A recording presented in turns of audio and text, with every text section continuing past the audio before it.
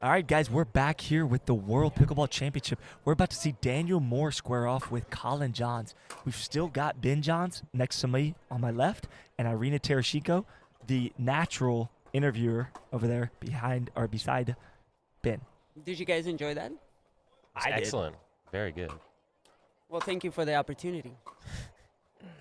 I loved it. I wish you do more of them. You know what I'm curious about, guys? Hmm. What does the back of Daniel Moore's T-shirt say? That's what I was about to say. I love the look of the Japanese characters on the back, but I really want to know what they say. I'm gonna say they're Taiwanese. Taiwanese? How are they Taiwanese when he's from Japan? But he just went to Taiwan. Oh, he did. I feel like it says something about like I love pickleball or something on the Oh. back, maybe. Scott, you speak any other languages? A little bit of Spanglish. And how about you, Ben? Nope, not really. You said that. Nothing significant. Yeah, I know enough Spanish to be dangerous, but Ooh, pretty sure that ball was out, but he did not call it. so I have a question. Has it been a little while since Daniel Moore's played singles at the big tournaments? I'm not sure. I can't remember. Yeah, he was at Nationals. He was at Tournament of Champions. I don't think he's played the U.S. Open for the past 2 or so years. Okay. But yeah, he was at the other big two.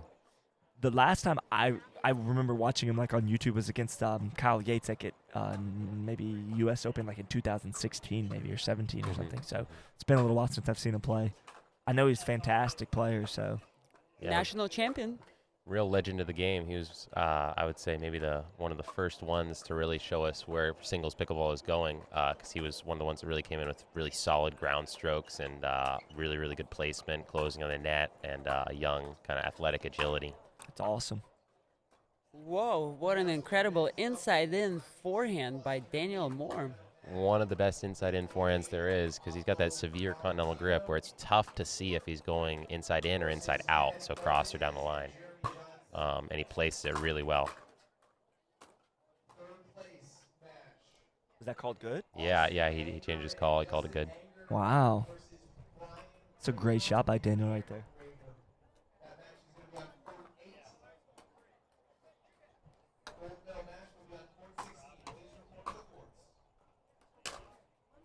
Holy Wow. cow. Look, he just dropped his paddle and said timeout.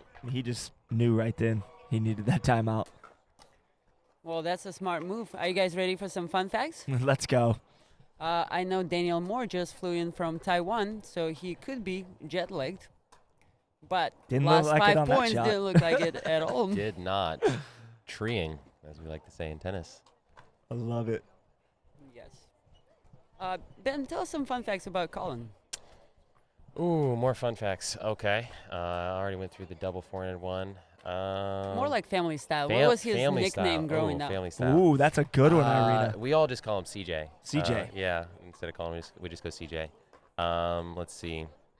Well, more fun facts. He's the oldest of our 7 kids. What's his favorite food to eat? Favorite food. Like what does he eat? My mom's homemade pizza is his favorite meal. boom. Yeah, no, he loves it. Yeah, is that yours as well or different? Actually, I love her red curry. She does an awesome Indian red curry with pineapple and Man. chicken. Great cook. Shout out, Mom. I might have to come have a dinner with the Johns family after hearing that. You'll leave in a whole new perspective on food. I love it. Maybe I'll even make something. Now I've tried a dish by you that was very tasty. Oh, what did I do? What did I do for you? I think it was a salmon and cheese casserole. Ooh, Wow. Ooh, yeah. And it I'm a kind of fan sounds that one. gross, salmon casserole, but it was more like pasta with salmon, and it was incredible. One of my specialties. All right, we're back to the action, guys. It's 6-3.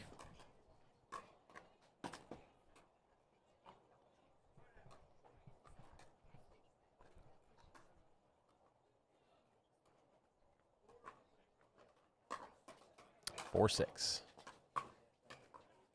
Great drop there. Another good drop, and he's up. Oh, but the play was probably not going for a drive there. The ball was below his knees. So really, I think a drop and coming all the way up to the line instead of that drive there would probably have been the correct shot. Wow, I like how you analyze it from the physics perspective, Ben. You know me.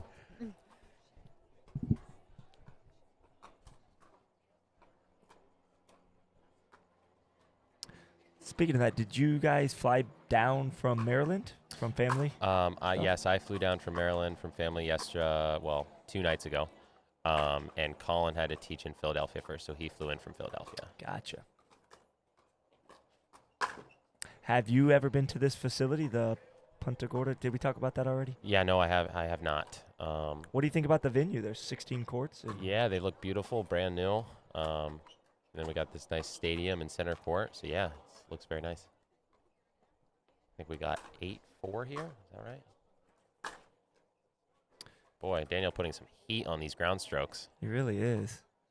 Even when Collin's there, he's not really putting anything on the replies. I don't think jet lag is a factor for Daniel Moore at this Doesn't point. look like it. I think he's just experienced with it. He is beyond jet lag. He's on a whole nother level. You know what? I was actually thinking about that. He travels internationally quite a bit, probably more than any other. I don't know how much he actually does, but it seems like a lot. I believe that is 7-9. Still very close. Yeah, it's just weird with this rally scoring. I feel like everything is really close. In the regular scoring, one person can kind of pull away just by virtue of being difficult to score on. But in this, when it goes so evenly both ways, it's a little more dicey. I think also this match is a little bit of an adjustment for Collin, where he just played Riley, and Riley was playing more of a grinding style and looking for some shakes and bakes, and Daniel Moore is bringing actually quite a bit of power into the match right now. The weather cooled off a little bit, and that's definitely Daniel's style, so maybe that's giving Collin just a little bit of trouble. But I have no doubt he'll figure it out. For sure, it's definitely tough coming from one style. It's pretty much a polar opposite to the other one, and he has been playing back-to-back. He went from the match against Riley right into this one, so yep, definitely an adjustment period. There's the first game.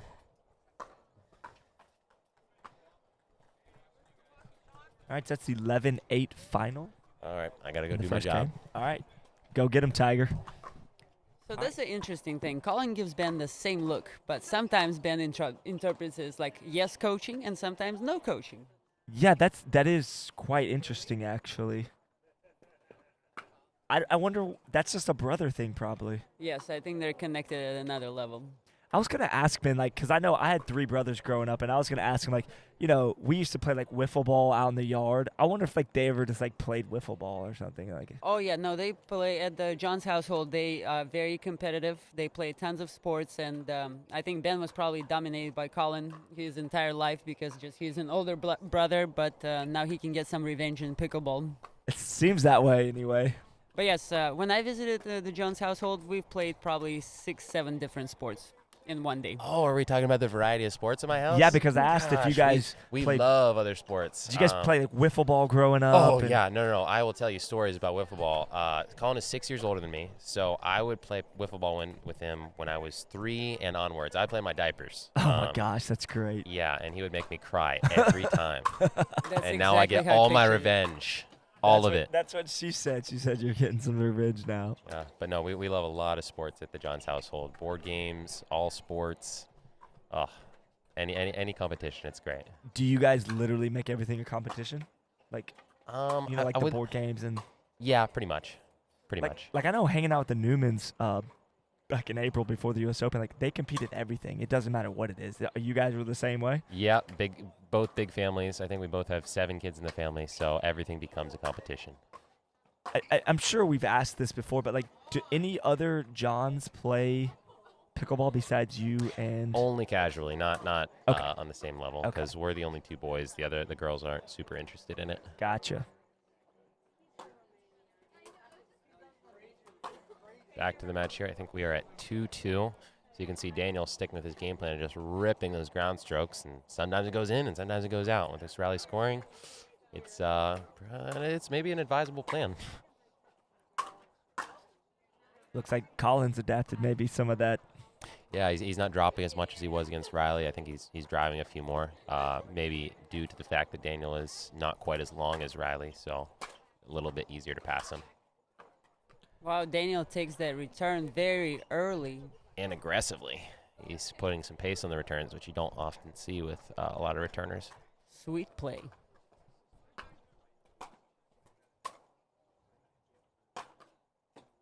Boy, that is so good. That was real close to the line. Did he call it out? Yeah, it was. Oh, I'm sorry. Okay. I have a terrible angle from over here. Almost striped the line again.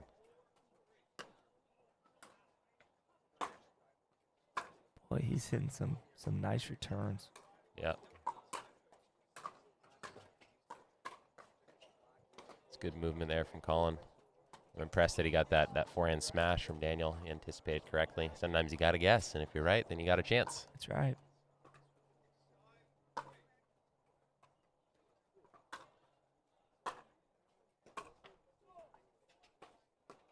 It's a nasty slice from Daniel, just too high of a third shot drop there from Collin, I think.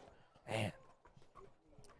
I also want to give a quick shout out to all the referees. They also had to adjust to the scoring format, and they did an excellent job guiding the players and being patient with everybody and very supportive. So thank you guys. For sure. Glad you gave them that shout out, because that is a hard thing to adjust to when you've been used to doing traditional scoring as a referee, and all of a sudden they throw you to the wolves, and you got to do. I'm sure they went over some training, but still, they've been cool under pressure. A lot of solid drops here from Collin, but Daniel really keeping him on the run.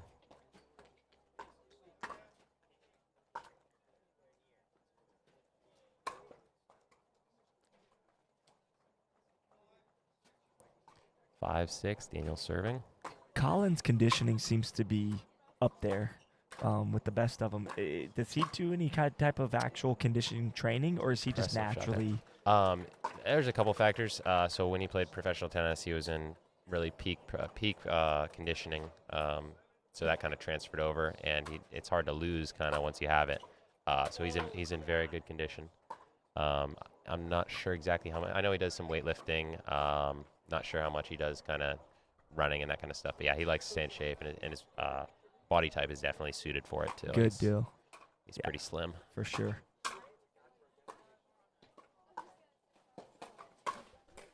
Oh, man. Great point there.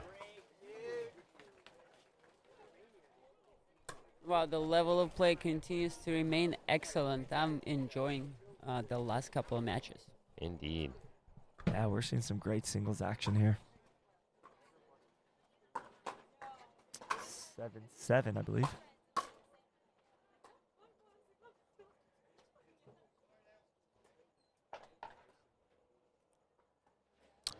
Time out there from Collin once he gets the balls back at. Did I hear 4-8? I'm not sure. No, I think it's 8-7. Yeah. Oh, 8-7. Yeah, Daniel's up 8-7. 7-8. Okay. 7-8. Yeah.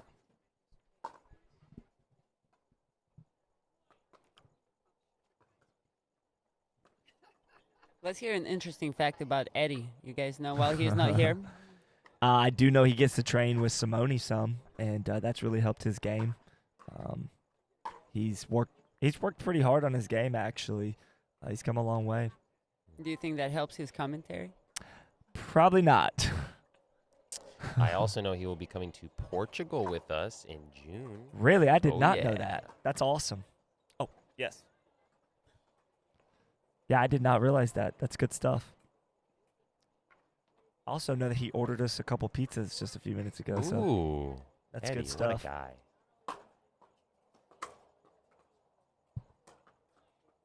Boy, that is so good right there. Yeah, I think Daniel's realized that Collin is not really attacking his backhand. He's only dropping. And then Collin is only dropping with a slice. And you'll notice the slice is floating higher. And when it floats higher and it bounces, Daniel's kind of got a lot of options. And he's clearly putting Collin on the run off of that ball.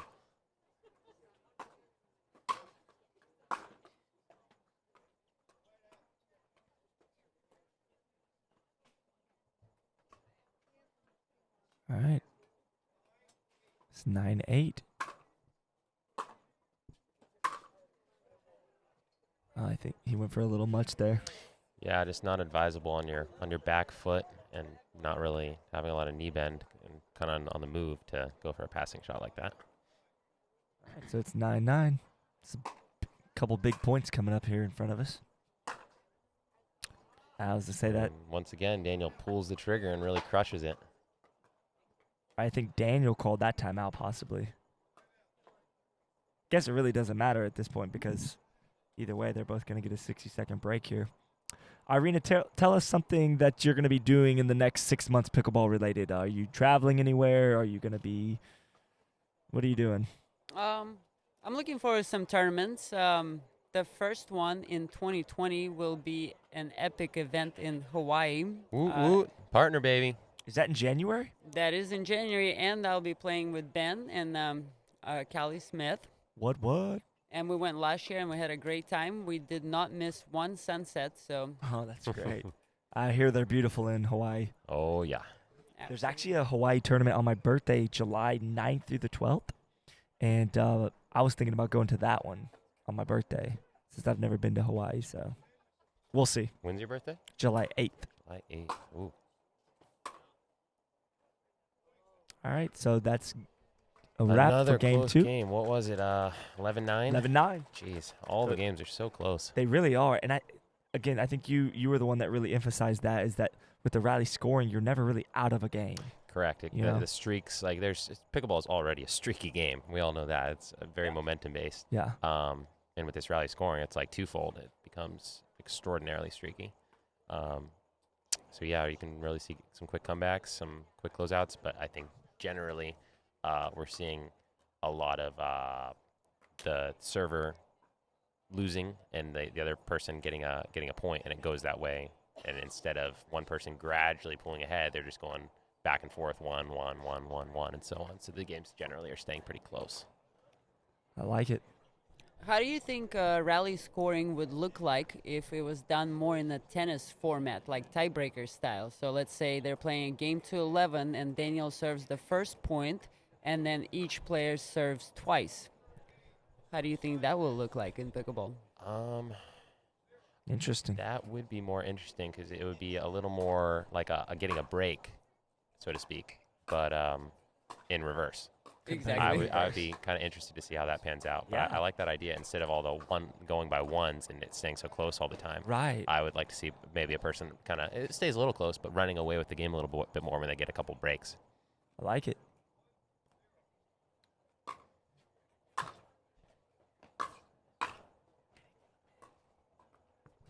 Great drop there from Collin on the run, but can't get that next one. You see Daniel hit that one because it was kind of high. He hit that with kind of a heavy slice, and off those heavy slices, it's really tough to get that next one back in the kitchen because you got to lift it even more, and the ball skids off the hard court with the backspin.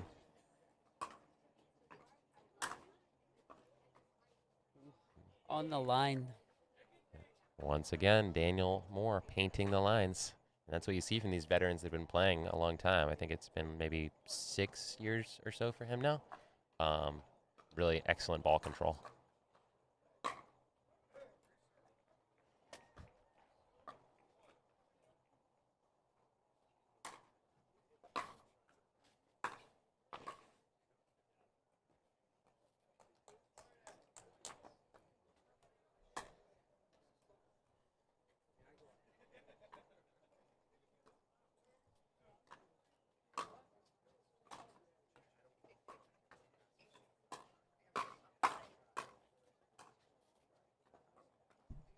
Close one there from Daniel.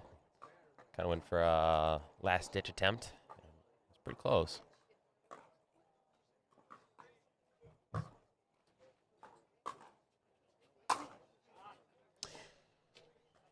High loopy serve, opting for that instead of the low hard one. Sometimes a little change-up can cause the error.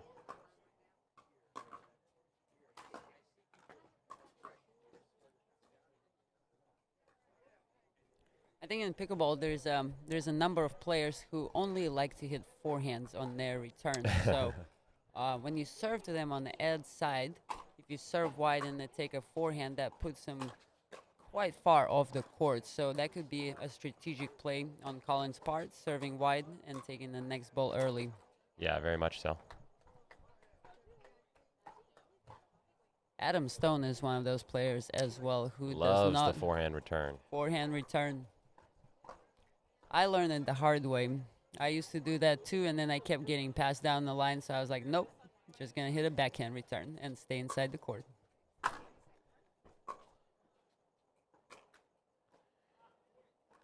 can see Daniel opting for the step back and attack rather than reaching in there. Sometimes it's tough to make the decision split second for whether to take it out of the air or not. But oftentimes you'll see if a person steps back and then chooses to attack it, it's kind of tough to keep the depth exactly where you want it. So right there, he hit it in the tape and cost him the point. So oftentimes I'll opt for kind of going for a little more of a conservative shot whenever I have to step back. Here's a trick question for you, Ben Johns. We can see a little bit of court number 1, and you can only see the legs of the player competing. Who do you think it is? I will have to go more off shoes than anything, actually. You don't know the calves as well? No, I'm not a really big calf kind of guy, so I can't say I do. But I can tell one of the guys is lefty.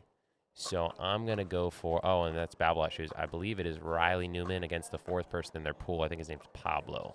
Yes, Pablo Tellez. Oh, good hustle there. I think you're right. How about Eddie? Is he right? Sky, is he right? Because you guys can see the monitor on the second court. I think he's right, yeah. Well done, Ben. I think that's the game we could play throughout the tournament. Anytime. I love that. Name Guess whose that legs leg. Turning everything into competition once again. And you're right up that alley, man. You love it.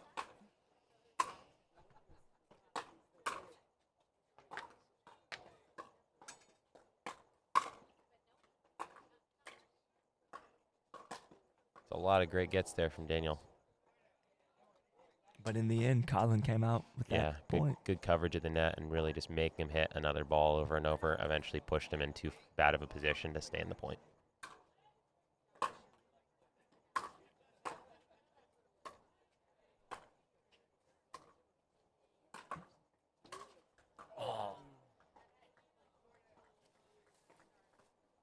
That was pretty explosive movement by Collin Johns. He was all the way in the left corner, and then quick push. And next thing you know, he's in the forehand corner.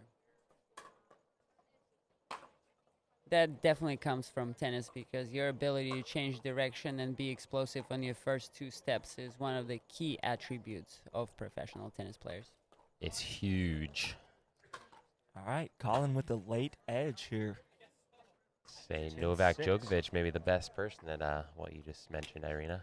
Super explosive in those first couple steps. Match point here. Nice drop. Going for the line.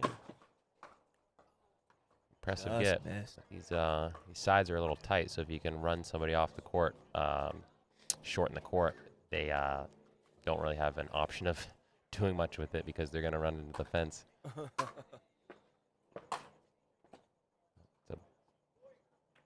Oh, I think I had the score wrong. And that's match. That went long. Either he called that out. Yeah, I guess Yeah, it was out. called I that guess one I couldn't out, see it from here.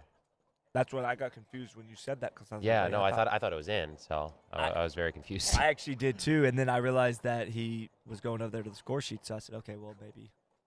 All right, so Collin able to get the upper hand in game 3 there. Really fun points to watch, guys. Thank you again. If you guys want to stick around, we'd love to have you. If you need to go, that's fine too. We won't hold you guys to it, but we'd love to have you join us for the next one as well.